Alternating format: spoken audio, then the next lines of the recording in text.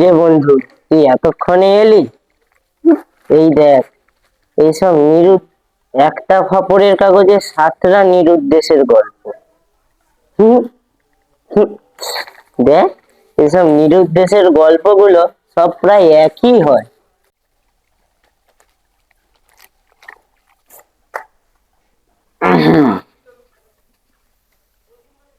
তুই নিরুদ্দেশের খবরের কথা এই বলছিস? আমি একটা খবরের কথা জানি, কি খুব বল? ভয়ঙ্কর খবরের।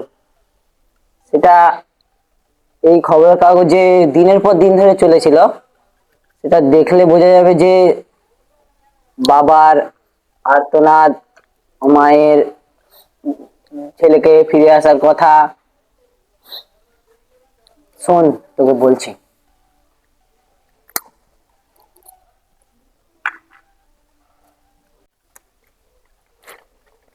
দেখ ভাই, এই নিরুদ্দেশের গল্পগুলা প্রায় একই হয়।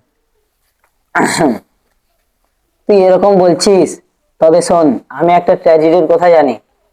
সেই ট্র্যাজেডিটা যার ব্যাপারে, তাকে আমি চিনি। সে আমার এককালে এক সময় বন্ধু ছিল। সেই তার ওই ঘটনা আছে, খবরের পাতায় দিনের পর দিন ধরে চলেছিল। সেই ঘটনাগুলো এক রকম ইতিহাস বললে চলে। ঘটনাগুলো একের পর এক সাজিয়ে বোঝা যাবে যে প্রথমে ছেলেকে আসার আর্তনাদ, বাবা মায়ের হচ্ছে এই গল্পটা খবরের পাতায় একের পর এক সাজিয়ে বুঝতে পারবি যে প্রথমে মায়ের ছেলেকে বাড়িতে ফিরে আসার আর্তনাদ, বাবারও অনুরোধ। এটাই তো, যে সে বাড়িতে ফিরবেই না। না, ফিরবে না এমন নয়, ফিরবে, কিন্তু সে এক ভয়ঙ্কর ট্র্যাজেডির ঘটনা। তবে শোন, আমি বলছি তোকে। তো বেলা হয়ে গেল, এখনো তোমার গুণধর ছেলে ফিরে আসেনি। আগের বারে তুমি ফেল করে মাথা কিনে নিয়েছিল, এইবারে কি করবে? আমার পয়সাগুলো কি ধ্বংস করবে?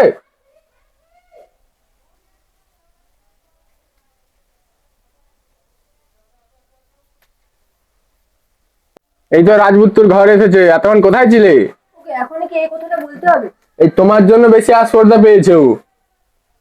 এই আজ বেরিয়ে যা, তুই বেরিয়ে যা, তোকে আর থাকার দরকার নেই, তুই বেরিয়ে যা। ঘরে ঘরে থাকার দরকার নেই।